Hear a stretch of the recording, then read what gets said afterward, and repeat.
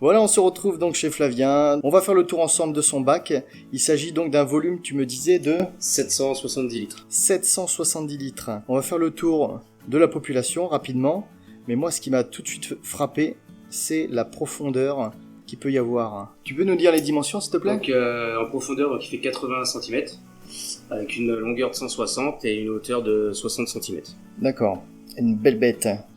Donc on fera le tour après de la décante, ici même. Et on va commencer tranquillement. Donc en termes de population de poissons, c'est ce qui frappe tout de suite à l'image. Ici on peut voir d'ores et déjà un flave, un bel hépatus au fond, un banc de viridis. Tu me disais là celui-ci. Donc ça c'est les pseudo-anthias. Ah, les pseudo-anthias. Femelles, j'ai 2 femelles. Ouais. Les mâles J'adore sont cela. un peu plus rouges.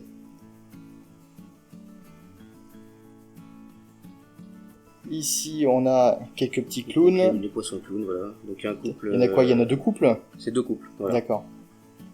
Ouais, c'est encore tout jeune certains là. Les 2 noirs sont tout jeunes, je les ai vus samedi. Ils sont vraiment tout jeunes.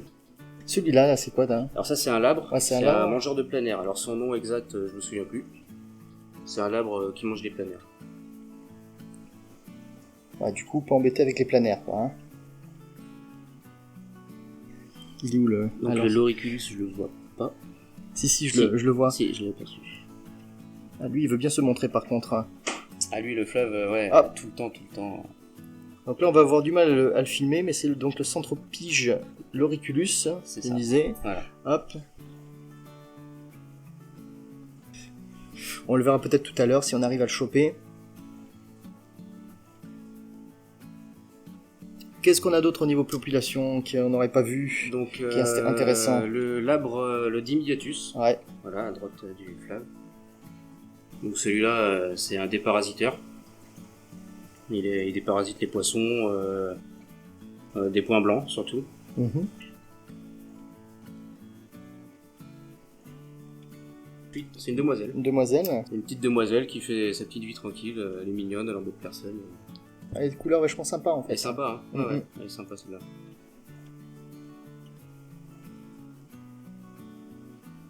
Voilà, sinon, alors après c'est les poissons aussi, les patus, je sais, on l'a filmé. Non, on l'a pas filmé les patus. Les patus. On le voit bien, les patus. Ouais. Ça, y a pas de souci. Ah, ici, hop. Voilà, donc le Ici, salarias. s'il veut bien se montrer. Ah oui, on le voit. Un petit salarias au fond.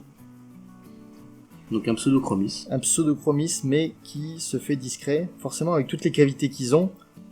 On va faire le tour des coraux.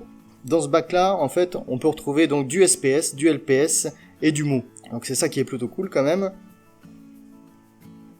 Donc par contre, en termes de nom de coraux, Alors, bah là... je te laisse dire ceux que tu connais. D'accord, ça marche. Donc, qu'est-ce qu'on peut avoir là ? Donc tout au fond, alors on a un acropora donc standard. Hein, Le vert là. Voilà, c'est ça. Ouais. Donc, je pense que c'est un Formosa. Voilà, ou acropora SP. Hein. Mhm. Juste devant lui, donc on a un Montipora en croûtant, donc le vert.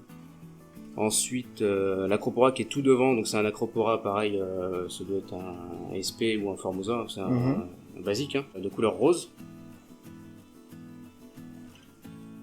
Un peu plus bas, donc ça c'est un Hydnophora, donc c'est un LPS. Voilà, on pourrait croire que c'est un SPS, mais non, c'est un LPS. Derrière, donc on a des Montipora plateau, un rouge, un vert, hein, donc basique aussi. Ça fait toujours son effet, hein, même si c'est super beau ça, et puis c'est hyper simple, ça pousse à une vitesse folle, c'est hyper courant, puis c'est vraiment sympa. Ouais. Donc un peu plus bas, une belle filia Ancora, voilà, de belle taille. Hein. Donc ensuite on a donc des pierres de Zoanthus avec du Colastria, vert fluo. Ça, bonne question, je crois que c'est un Lobophilia, mais je dis sûrement une bêtise, je suis pas sûr du tout. On vérifiera, et puis si c'est pas bon, on trouvera des spécialistes pour mettre dans les commentaires. Voilà, c'est ça, impeccable. Comme ça on saura le nom. Voilà.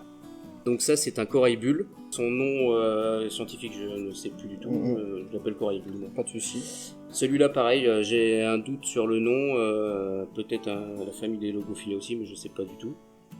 Donc à côté c'est un Pectinia, donc les poissons clowns d'ailleurs l'ont adopté, ils sont en symbiose avec. Donc c'est assez sympa, et c'est pas courant du tout. En général ils sont plus en symbiose avec des Euphilia ou des anémones, hein. Mais là avec un Pectinia, voilà, donc un LPS aussi. Hein.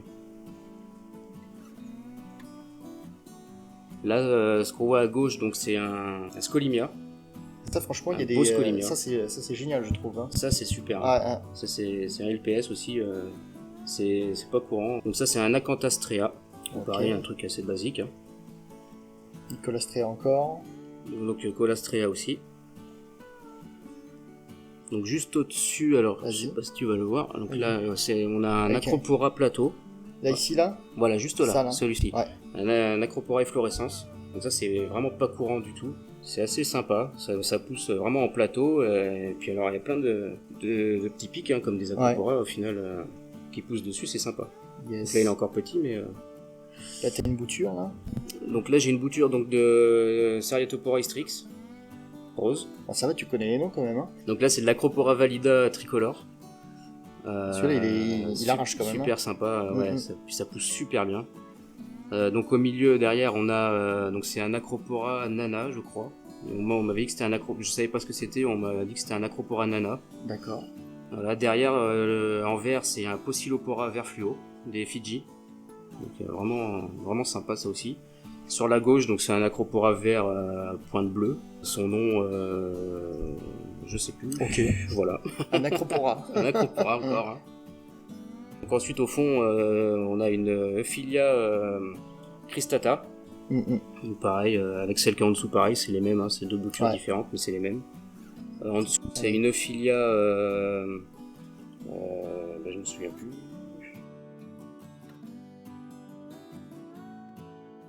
Donc l'éponge éponge bleue. Son nom scientifique, je sais plus non plus, mais une belle éponge en tout cas, qui vient d'un magasin connu à Bordeaux. Ça n'a l'air de rien, mais franchement, moi je suis fan. C'est vraiment sympa. Ouais. La couleur est vraiment belle, quoi. C'est une belle couleur. C'est clair. Là, ici, on a des Pavona cactus. De plusieurs espèces différentes, voilà. Ici, là et là. Voilà. Il y a un Acropora qu'on a oublié aussi tout à l'heure, donc celui qui est juste là, voilà. Celui-là, là. Voilà, celui-ci là, un Acropora carolinae.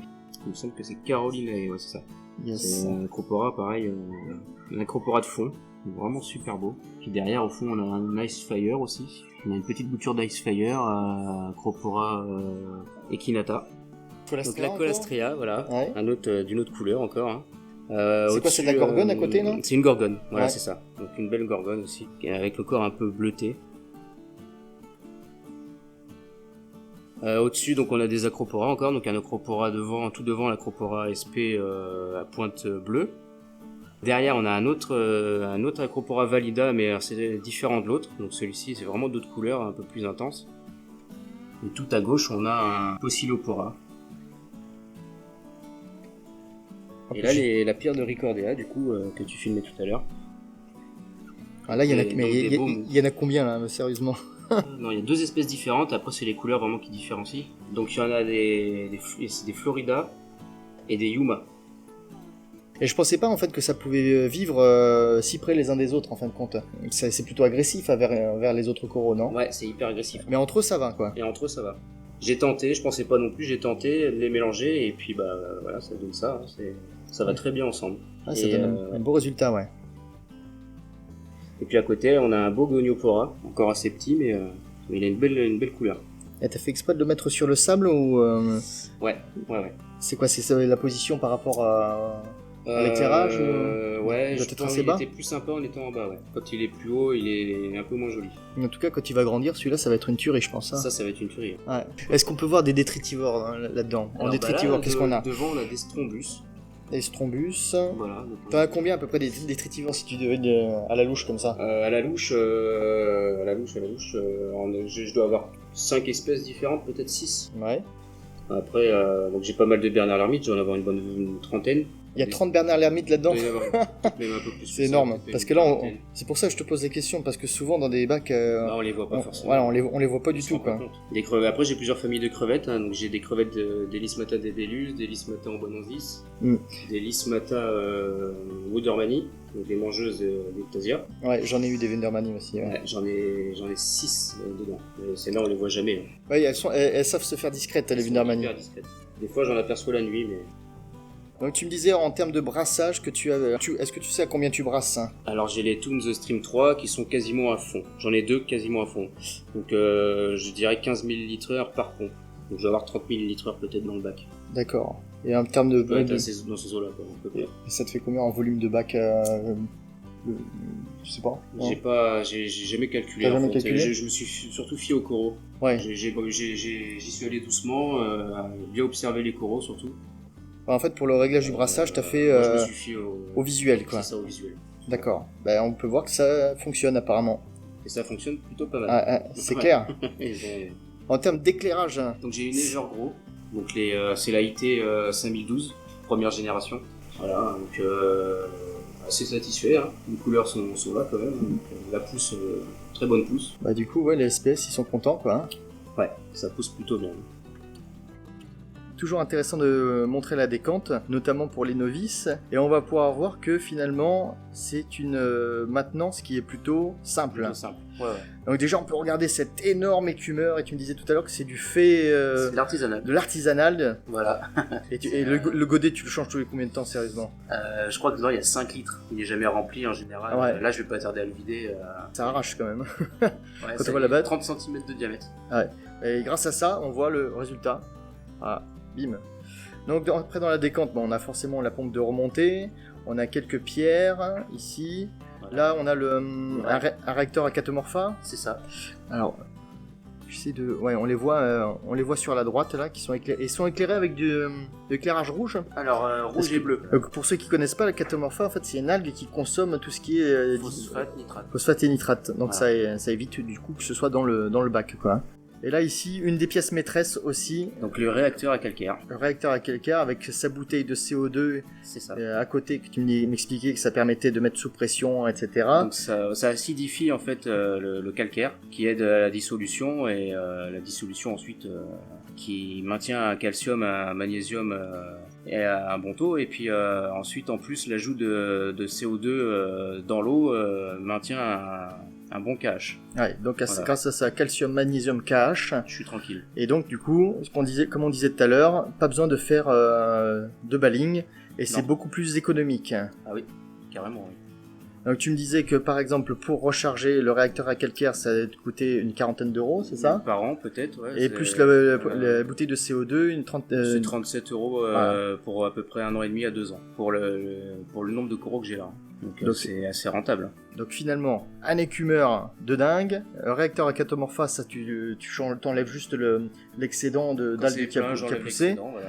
Et après le réacteur à calcaire avec la bonbonne de CO2 et puis c'est tout, quoi. C'est tout. Donc là on peut pas avoir, je dirais, plus simple en termes de maintenance, hein. Voilà. Franchement. Après, j'ai un osmolateur là pour le niveau d'eau. Hein. Ouais. T'as combien en réserve dans ton... La réserve, je dirais que j'ai 30 litres. Je dois avoir 30 litres, je pense. Ouais, alors pour ceux qui savent pas, notamment ceux qui sont pas récifalistes, l'osmolateur, ça sert justement à compenser l'évaporation de l'eau. Voilà. Et justement, l'évaporation de l'eau, parlons-en, t'en es à combien d'évaporation Ton réservoir de 30 litres, Ça me fait la semaine. la semaine? Ouais, mais la semaine en période... 30 litres, en période Et en période actuelle. été, et en période été, du coup. L'été, on passe quasiment sur le double. Ouais. On peut doubler. Ouais, ça peut... ouais, 50 litres facile. Ouais. Et question intéressante, pendant combien de temps tu peux partir sans avoir de te faire de soucis? C'est toujours pareil, si je mettais un distributeur de nourriture pour les poissons, Ouais. je pourrais partir une semaine les yeux fermés. Sans hein. problème. Ah oui. Ça c'est intéressant justement, parce que c'est quand même la grosse contrainte de beaucoup de gens, quoi. Pareil, hein, si exceptionnellement pour les vacances, si je dois partir 15 jours, j'ai juste à augmenter la réserve d'eau, je mets une grosse poubelle à côté remplie de flotte, un distributeur automatique, et puis voilà. Hein. Je regardais en termes électriques, est-ce que tu as des installations Que particulières? des multiprises. Donc t'as pas de protection ni quoi que ce soit? Rien du tout, non. Donc c'est comme Je ça. croise les doigts. Non, j'envisage bien de mettre un onduleur, Ouais. 4 coupures de courant déjà. Ouais, ouais. Après pour tout ce qui est foudre, je pense que je vais changer les multiprises quand même. Aussi, on a un bac qui est complètement ouvert sur le dessus là. T'as pas peur des seaux de poissons à l'extérieur? Alors si, voilà, alors tout à fait. Alors, Ah, mais t'as le filet. j'ai un filet. Bon, alors à la base, il était adapté, parce que c'est un truc que j'ai acheté sur internet, j'ai resté là, pour mon 540 litres, qui était évidemment moins large. D'accord. Ouais, donc tu mets en... Il fait 62 large, donc mon 540 litres faisait 62 large. Donc là, j'ai 20 cm de plus. Ok, Donc en attendant d'en racheter un qui fait vraiment 80 pour tout couvrir, j'ai un pistolet celui-ci. d'accord. Et tes changements d'eau, tu les fais à quelle fréquence du coup? Une fois par mois. Une fois par mois, Ouais. et tu changes combien Je de change litres? 10%, donc à peu près 70 litres Ouais, par mois. Voilà. bon, ça va. Non, c'est pas très contraignant ça. Et tu te fais ça dans une réserve à part ou t'as une grande J'ai poubelle? Une grosse poubelle. Ah, tu fais, J'ai ouais. 2 grosses poubelles, donc de 65-70 litres. Mhm. Donc il y en a une dans laquelle je prépare mon eau la veille, je mets la température, Ouais. je mets la même densité, etc. hein. Bien brassé et tout. Et l'autre qui est vide à côté, je siphonne et puis dès que c'est siphonné, hop, je rebalance l'autre aussitôt Ah. avec des pompes et tout. J'ai tout un truc. Eh ben écoute, je crois que on va se quitter sur ces images, ça va être le mot de la fin. Ouais. Mais en tout cas, merci, c'était cool pour cette découverte de ton bac. Avec plaisir, ouais, c'était vraiment sympa.